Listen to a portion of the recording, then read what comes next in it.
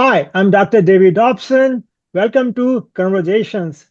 Today, we are talking about one of the biggest challenges every communicator, journalist, and content creator faces.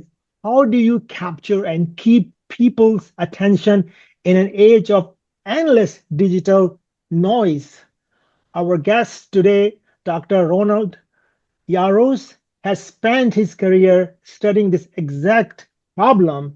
He is an associate professor at the University of Maryland and the director of the Digital Engagement Lab, where he uses cognitive psychology to understand how our brains process information on mobile screens.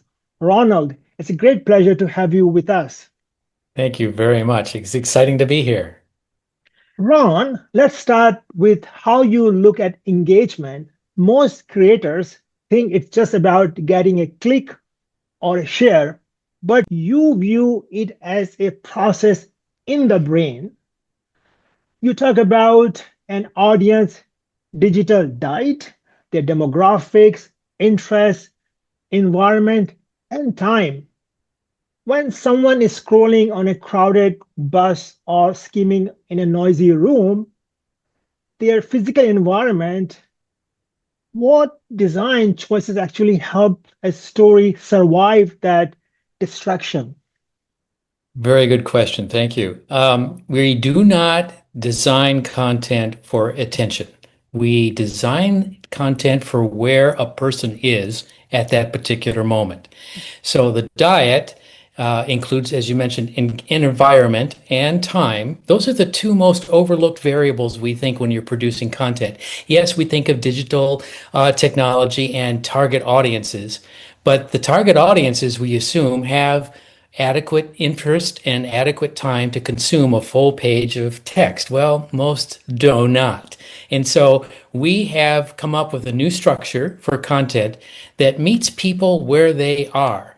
And by environment, we mean their physical environment of distraction or their technical environment of the screen size that they're using. And then, most importantly, the T in diet is the time they have to engage. Even a person who's interested may not have the time to engage.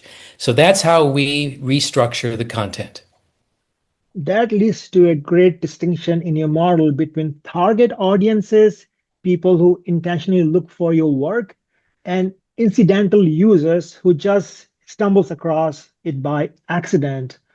How do you structure a complex story so it gives real value to an expert without instantly scaring off a casual scroller? Very good. We're all familiar with the linear text, the pages of good information. It may be well written, it may be very accurate, but again, it assumes that everyone, including the target audience, has the time and interest to consume it. Well, what we try to do is break that linear content into non-linear, which means you can pick and choose what you want as long as that information immediately gives you some information. In the first 3 seconds of exposure, you are deciding, is this worth my time? So we look at the target audience as the target audience that is definitely going to consume your information because they already bring their interest to the content. But the incidental audience is what really social media means. We are not looking for anything specific. We're just scrolling across whatever social media we're using.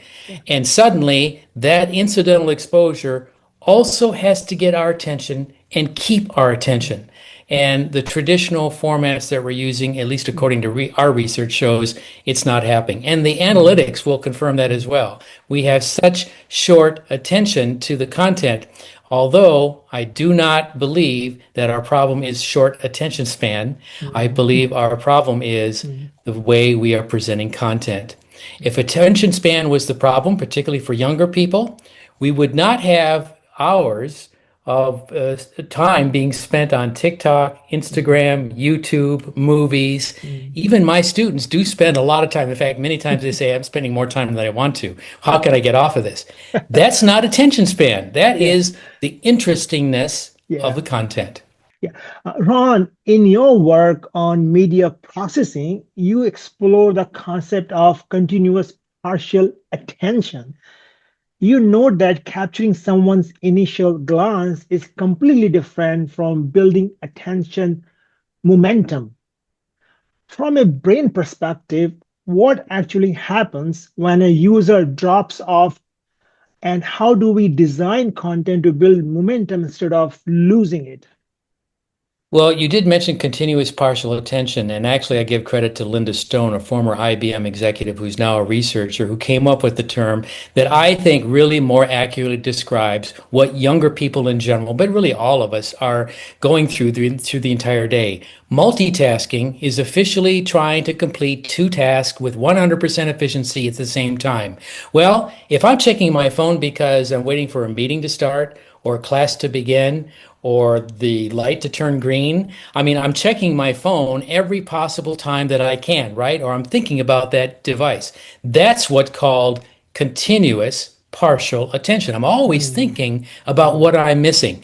Once I get the attention, attention momentum means we are able to convey the information so that it retains a person's interest. So mm, that means, okay, there's clickbait. I think that's interesting. Someone just forwarded to me a link and I'm going to click on it. mm, After that moment, what is done to actually continue my interest and attention? It's not a full page of linear text. mm, It is definitely a series of other factors, like a short video, like an explanatory subhead. That would mean subheads within the long page of text that would get a scanner still interested in continuing to read the content mm, because they're being fed mm, useful information, not just a linear story. yeah. Ron, to fix that drop off, your research introduced the Smart Story Suite, moving away from traditional long blocks of text toward nonlinear structures. How does breaking a story into smaller micro engagements help both casual scanner and deep readers at the exact same time? Good question. First of all, we call it progressive disclosure, which means if you see options for Mhm, you to select what it is that you're interested in, it's going to keep your attention because you now have selection and you have the progressive disclosure of the information that you really want at that moment. If I am reading a news story, for example, there might be something in the middle of that story that would really be interesting to me, but all I see is a page of text and all it requires is me to spend the time to read it. If someone would tell me, hey, in the middle of that story, there is something that is really of interest to me, I'm going to select it. It's Yeah, personalized, it's interactive. yeah. Those things all contribute to Mm. engaging a person for a longer period of time. So that's building attention momentum with the Smart Story Suite. Yeah, yeah. Anytime those long stories, I get lost, and people have this short attention span, and they're most probably going to skip the whole story, even though there's a hidden nuggets out in that story, very important aspect, but people miss it. Yes. And I can Uh, even relate to this video because I'm assuming we have a target audience of people who yes, follow you, who yeah, are interested in your content. It yeah, is linear. They have to yeah, watch the entire podcast in order to learn. yeah, Okay, yeah, what if we broke this up into 1 minute chunks? Would yeah, it be possible that more people would, yeah, click and engage? I don't know. We haven't done video yeah, yet, yeah. but that's the same concept. Yeah, and just to add to that, I do create those reel. So what I do Yeah, is I create those 1 2 minute reel, and those reels get thousands of views. Then this whole there you big go. 30-hour minute video. So you've provided the evidence that it even Yeah, works with the video. yeah. Ron, you have also outlined the SPICE model, focusing on S, scannable, P, personalized, I, interactive, C, curiosity, and E, emotion variables.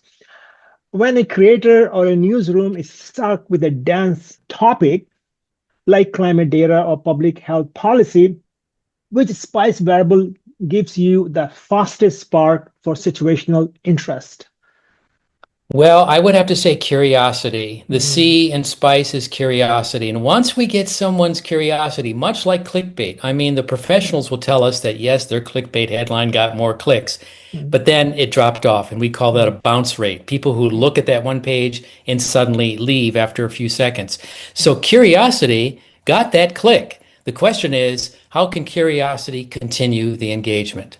mm, So the spice content, to be honest with you, is for the person who would not typically seek or select that information. mm, A spice model is not for the target audience because they already bring mm, their interest. The spice content is to get people, particularly younger people, mm, interested in more than just entertainment and news that they find on mm, TikTok and Instagram mm, about the important, about climate change, about health issues.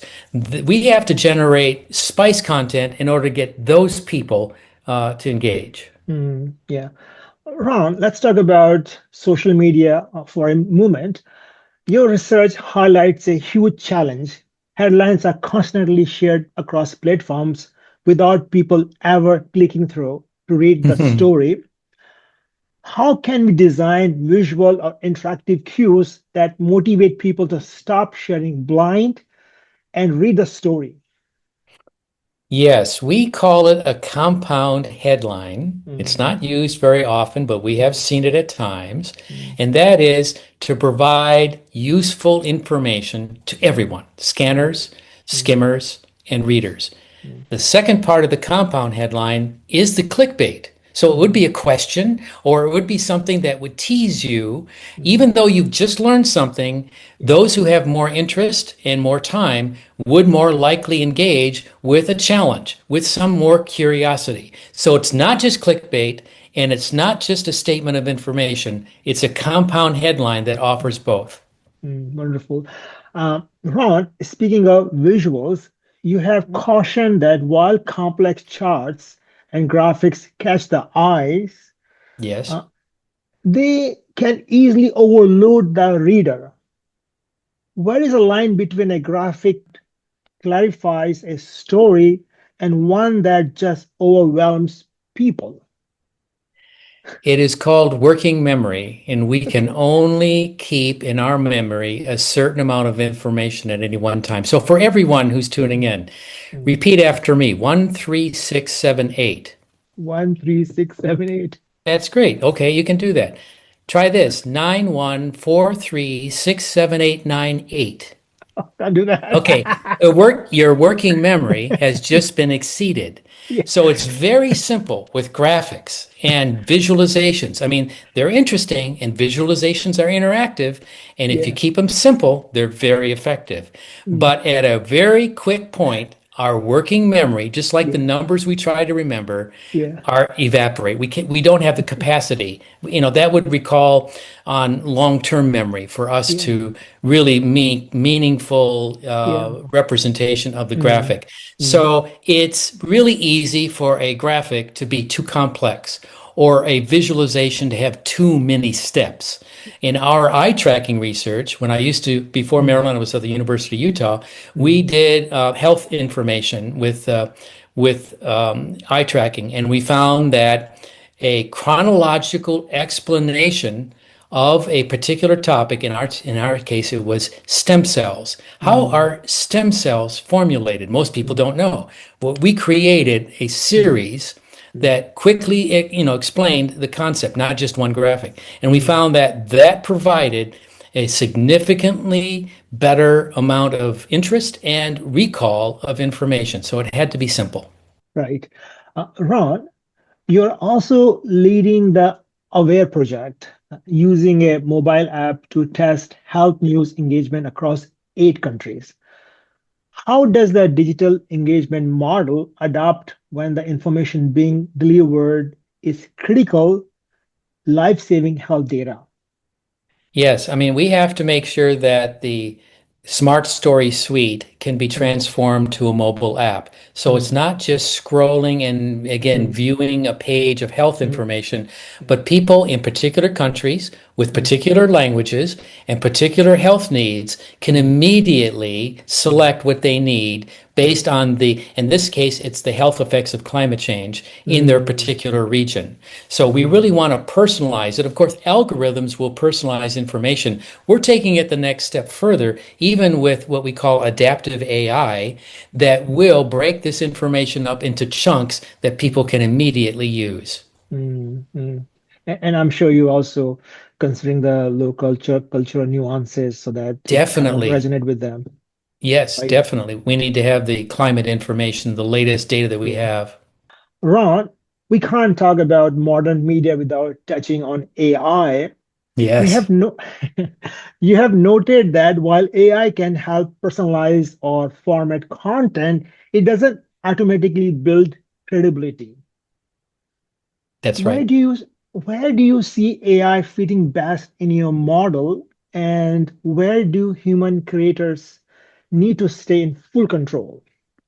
As soon as I say the word AI, most people, certainly all of my students, think of generative AI. What does that Yeah. mean? It's going to produce information for us. And as we all Mm, know, there is mm, what we call hallucinations. Often that mm, information is not accurate. mm, We in our lab have completely abandoned generative AI mm, and developed with coding a mm, tool called adaptive AI.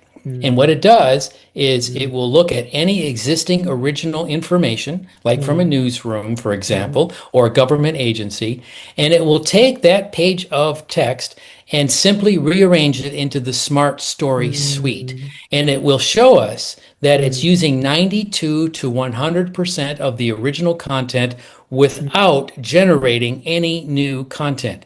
And mm, we believe that if we do two things, one, there might be a button on that same Smart Story suite that says fact checking, and a mm, person can instantly click it to confirm whether or not that information is factual and where it came from. At least, where did this information come from? So we're thinking instant fact checking will help to build trust in that content.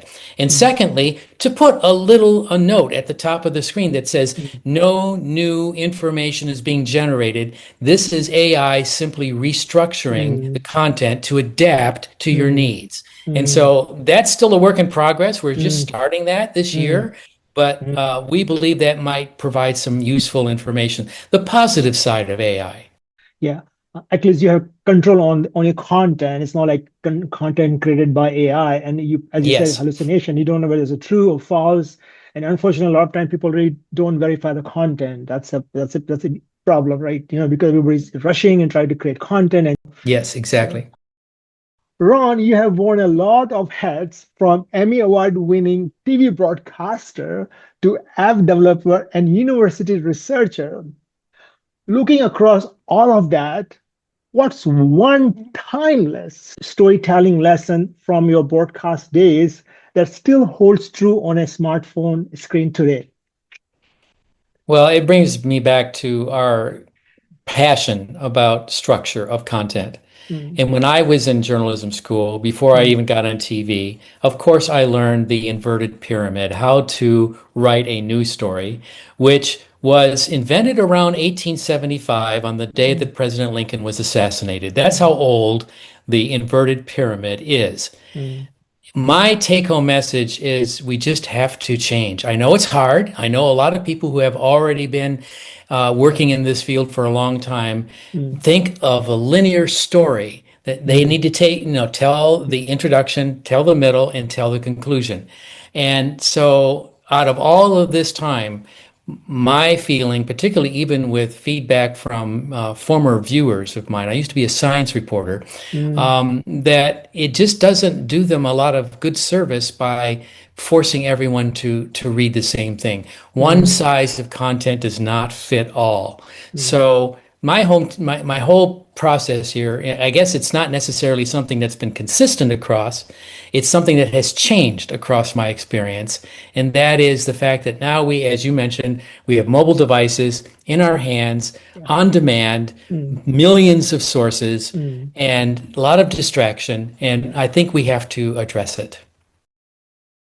Ron, if a creator, marketer, or journalist wants to audit their content today using your model, what's one actionable change they should start with? Think about the scanner because you might even transform some scanners to readers. So Mm, once they click on your title or your mm, headline, instead mm, of a full page, maybe normally you mm, see the headline, the mm, photo, and then the mm, text, mm, along with, unfortunately, being mm, bombarded by ads in many mm. cases and Yeah, pop-up windows, that's things that true. are kind of annoying. I can't do much about that. But in terms of Mm, the content, I mm, would advise everyone to think about, first of all, the compound headline and then provide maybe three mm, bullet points that mm, summarize the entire page, and mm, then think about explanatory subheads. As people mm, scroll mm, through the content, they should mm, see a declarative sentence, not mm, what I call term paper titles, one or mm, two words that describe here's what's coming next. mm, mm, Actually, write a sentence. Here's something for you to take home, what I call a mm, nugget of news. mm, And if you have the scanner really interested in your mm, content, some of them will take the additional time to learn more. When a mm. lot of people drop out is when they say, I don't have the time, and I don't even know what this is saying. I don't even know what I can infer from this content. So Yeah. you have to help that reader or that scanner along Mm, a lot more than we do now. mm. Yeah, I want to ask you one thing about this algorithm, all the social media especially. Sometimes you might have a very good content and you probably follow the proper structure of producing this content. But if that content doesn't align with those algorithm of those social media platform, sometimes the content buried and doesn't get much attention. Any thoughts? If it's not picked up by the algorithm, it's Yeah, not getting a lot of interaction. As you yeah, know, of course, the yeah. algorithms vary between TikTok, Instagram, Facebook, Yes. and even LinkedIn, Yep. but Mm, they all are determined by interaction, mm, sharing, comments mm, especially, and liking. So those clicks are important for the moment. That mm, doesn't mean it's really meaningful engagement, mm. but it does tell the algorithms that Right. people are paying attention. So it Mm, brings us mm, back to the Smart Story Suite. If we mm. can present content so that more people interact with it, comment on it, share it, Yeah, and like it, yeah, the yeah, algorithms will respond to yeah, that. And if yeah. it's not responding, it's because no one is really interacting with the content, or Yeah, very few people are. good point for sure. Ron, looking at your journey from TV meteorologist to software developer, now leading a global public health project, you have always been on the front lines of how tech changes communication. Looking ahead, what's next for you? Well, to be honest with you, it's this. It's to get the word out of our experiments. We've recently completed three different experiments, each with 1,700 people, and we Mm, expose them to different types of content, mm, climate change, El Nino, and the funding of education by each mm, state in the United States, because we think funding of education has mm, that personalized factor for everyone in the mm, United States, at least. mm, And in each case, the Smart Story Suite significantly increased perceived interest, mm, interaction, personalization, and even with one with the educational topic, trust. mm, Now, this is the same content that was presented to the other half of that sample as a linear news story. Same mm, content, unchanged, but just because it was rearranged, it provided all of those benefits. One interesting thing is, in one case, people actually spent more time on the linear story, mm, but they recalled more information from the mm, Smart Story Suite. So mm, right there says, okay, in the future, we got to start thinking about the fact that maybe spending more time does not always mean learning more information. Maybe mm. it's making it easier for people to consume, comprehend, and recall the information. Yeah. And we think that the linear content, by definition, requires Mm, more time because people are reading the storytelling and they want to get to the end. And mm, that's just going to automatically, require more time. But people, in one case, recalled more information about the Smart Story Suite content. So the future is to continue the research to now expand it into other things like photos, mm. video, and more mobile app testing. Ron, thank you so much for breaking down the science of digital attention with us today. I found it very informative. To our audience, you can check out Ronald's work and lab online at digitalengagementlab.org. Thank you for joining us, and we'll see you next time. Thank you for your interest.